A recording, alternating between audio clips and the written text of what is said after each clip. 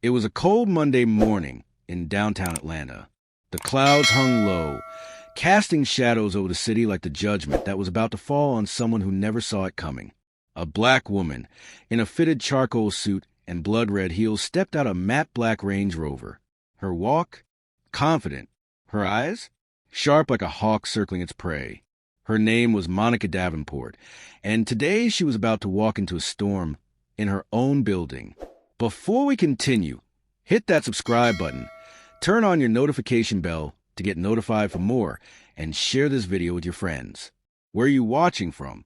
Please tell us in the comments. We love seeing how far our story goes. Monica had taken the back entrance that morning, something she did every few weeks just to see how her employees behaved when they thought no one was watching. After 20 years of grinding through racism, sexism, and the cold politics of corporate America, Monica had finally opened her own luxury car dealership, MD Auto House. It catered to high-end clients, celebrities, athletes, and Atlanta's elite. But Monica believed the true wealth was in dignity, not in dollars. That morning, she dressed down a bit. No makeup, hair pulled into a bun, a clean black trench coat over her suit. To the untrained eye, she might have looked like a regular customer. Or worse, someone who couldn't afford what was on the lot. But that was the point. As she stepped inside the gleaming showroom, a tall man in a navy blue suit intercepted her with a smirk that could curdle milk. "Ma'am, I think you might be in the wrong place," he said, holding out a hand like a crossing guard stopping traffic. "This ain't a rental lot." Monica blinked. "Excuse me?" I said, "This place is for high-end clientele. Our inventory isn't for public browsing. You might want to check the dealership down the street." She gave a short, incredulous laugh. "Is this how you talk to all walk-ins?" The man, whose name tag read Brad, sales manager, narrowed his eyes. "Look, I don't mean no offense, but we've had people come in here just to touch stuff they can't buy. I protect our brand." Monica tilted her head. "So you profile customers now?" Brad folded his arms. "I use discretion. That's why I'm the sales manager." Another employee, a young Latina woman named Tasha, peeked from behind one of the polished Escalades. Her eyes widened when she saw Monica. "Miss Davenport?" Tasha gasped, stepping forward. Brad chuckled. "Who's that, your cousin or something?" But Tasha was already walking briskly across the floor, heels tapping like warning drums. "That's the CO. This is her dealership." Brad's smirk vanished. I didn't realize." Monica stepped forward, her voice calm but firm. "You didn't ask. You assumed, and you treated a potential client with disrespect. In front of others." Tasha stood silently, her eyes darting between them.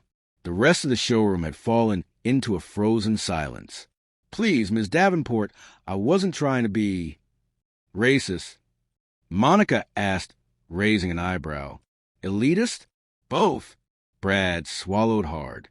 "It's protocol to—" "No," Monica said, pulling her coat open to reveal her MD Auto House pin. "The protocol is every customer matters. The protocol is treat everyone with respect. That's in our employee handbook. Page 1. Just then, her executive assistant Jillian walked in, clutching a clipboard. "Monica, the city council rep is here for the partnership talk." Monica didn't break her stare. "Tell him I'll be with him shortly. First, I have some internal cleaning to do." Brad tried again.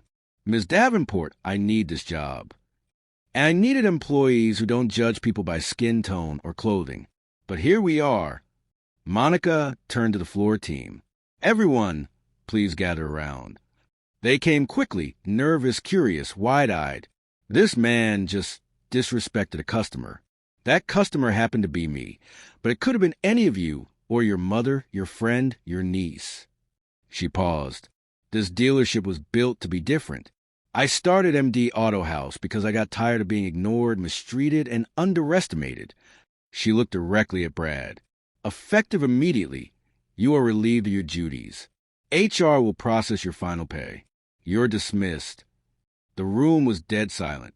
Brad opened his mouth, then closed it again.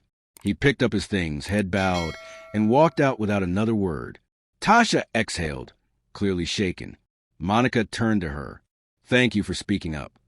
Tasha nodded, eyes damp. "I didn't want to be disrespectful, but I couldn't just watch." "That's leadership," Monica said. "Not titles." The rest of the day was different. You could feel it in the air. The staff worked with more awareness, more care. Customers were greeted with genuine smiles, no assumptions. Monica didn't just talk about values. She enforced them. Later that evening, as Monica reviewed sales reports in her office, Jillian walked in with a folder. "Thought you want to see this." Inside was a handwritten note from Tasha. "Ms. Davenport, thank you for reminding me that integrity isn't just preached, it's practiced. You didn't just protect yourself today. You protected all of us who've been silently judged." "Thank you." Monica smiled. She closed the folder and looked out the window at the setting sun. This wasn't just a dealership. It was a movement, a reminder that respect shouldn't be earned through designer clothes or power. It should be given freely to everyone at all times. Assumptions can cost you more than your job. They can cost you your integrity. Everyone deserves respect, regardless of how they look. Speak up. Stand up, because silence protects the wrong people. It had been a week since Monica fired Brad on the showroom floor of MD Auto House. Since then, the dealership buzzed with a new sense of pride. People walked taller. Smiles were more sincere. And the community? Oh, they noticed. News of the incident spread across Atlanta like wildfire, lighting up blogs, radio shows, and local talk shows. But while Monica's name gained respect across the city, a storm was quietly brewing, and it was heading right back to her doorstep. Before we dive deeper into this intense second part, hit that subscribe button. Turn on your notification bell to stay updated, and don't forget to share this story with your friends. Where are you watching from? Let us know in the comments.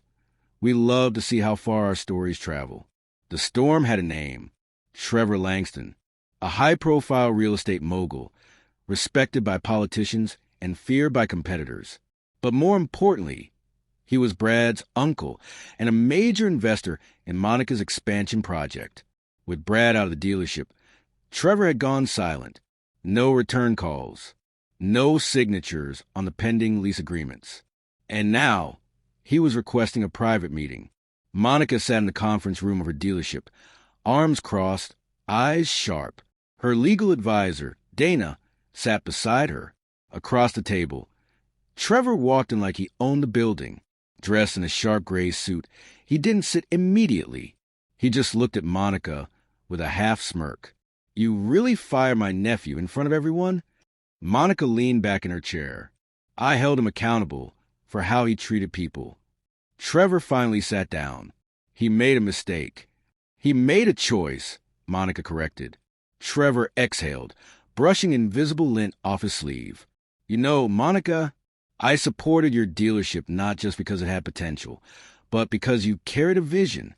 But now you're making noise, the kind that makes investors nervous." "Nervous investors," she said slowly, "are usually the ones who expect me to stay quiet in the face of disrespect." Dana cleared her throat. "Is there a point to this meeting?"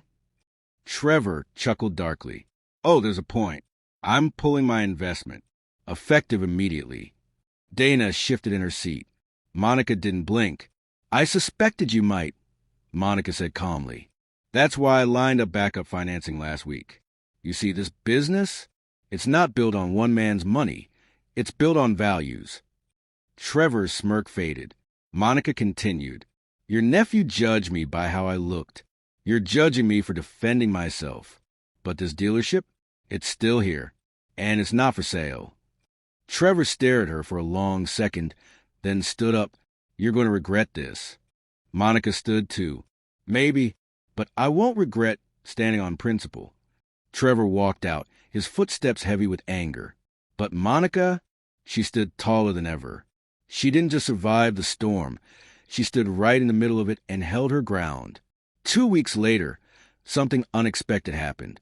A black woman walked into MD Auto House with 2 teenagers by her side. She wore an old, faded hoodie and jeans with frayed seams. One of the boys looked around, wide-eyed, staring at a brand-new Benz like it was a spaceship. "Excuse me," the woman said shyly, approaching the front desk. "We're not buying today." I just wanted my boys to see what excellence looks like. I tell them all the time, there's a black woman who owns this place. They didn't believe me. Tasha, now promoted to assistant floor manager, smiled warmly. You came to the right place. Monica stepped out her office just in time to hear that last sentence. She walked over. I'm Monica Davenport, she said, shaking the woman's hand. Welcome to MD Auto House. The woman's eyes widened. You're her? The boys gawked. Monica knelt beside them. You like cars? They nodded, speechless. You know what's cooler than driving a luxury car? She asked. They shook their heads. Building one. Owning the company. Leading with heart. That afternoon, Monica gave them a full tour, showroom, offices back in operations. At the end, the woman pulled her aside. I worked nights at the hospital, she whispered. Never thought I'd step foot in a place like this. But you made me believe it's possible. Monica smiled. It is. Don't let anyone tell you otherwise. That night, Monica sat alone in her office, lights dimmed. Her phone buzzed. A text from Tasha. Just wanted to say, you didn't just change this business. You're changing lives. She looked around her office. Photos of her father working as a mechanic, of her first auto award at 19, of the ribbon cutting on opening day.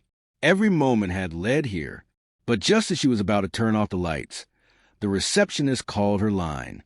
There's a man here asking to see you. Says it's urgent. His name's Brad.